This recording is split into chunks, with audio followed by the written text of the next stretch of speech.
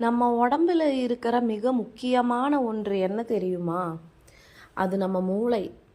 அந்த மூளை ஒவ்வொரு நொடியும் ஒரு முக்கியமான விஷயத்தால் தான் இயங்குது. அது என்ன தெரியுமா? நம்ம மூச்சு. ஒரு நிமிஷம் சிந்தித்து பாருங்க.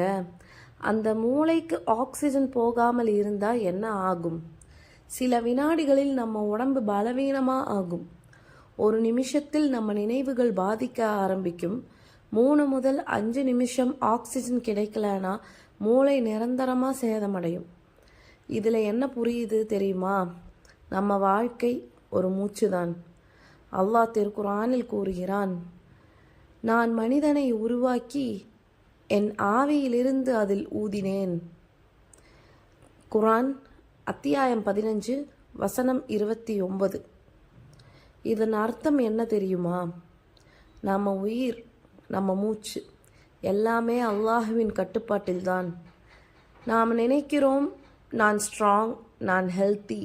ஆனால் ஒரு மூச்சு நின்றாலே நம்மால் எதுவும் செய்ய முடியாது. நபிகள் நாயகம் ஸல்லல்லாஹு அலைஹி வஸல்லம் கூறினார்கள், 2 வரங்கள் உள்ளன, அதில் பலர் இழப்பில் இருக்கிறார்கள்.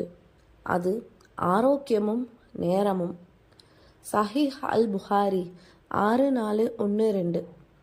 நம்மிடம் மூச்சு இருக்கும் வரை, ஆரோக்கியம் இருக்கும் வரை நாம் என்ன செய்கிறோம்? நல்லதா இல்லை வீணா நேரத்தை கழிக்கிறோமா?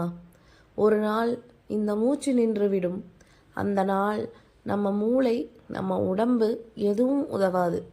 நம்முடன் வருவது நம்ம செயல்கள் மட்டும். அதனால் இன்னும் மூச்சு இருக்கும்போது அல்லாஹ்வை நினைச்சுக்கோங்க. நல்லதை செய்யலாம், துவா செய்யலாம். ஏன்னா ஒரு மூச்சு போன பிறகு திரும்ப வாய்ப்பு கிடைக்காது. அல்லாஹ் நமக்கு கொடுத்த இந்த உயிரையும் இந்த மூச்சையும் மதிக்கக்கூடியவர்களாக நம்மை ஆக்கட்டும். இப்போ நீங்கள் எடுத்துக்கொண்டிருக்கிற அந்த மூச்சு, இது கூட ஒரு வரம்தான். அல்ஹம்துலில்லாஹ் சொல்லுங்கள், சப்ஸ்கிரைப் பண்ணுங்கள். அஸ்ஸலாமு அலைக்கும் வரஹ்மத்துல்லாஹி வபரகாத்துஹு.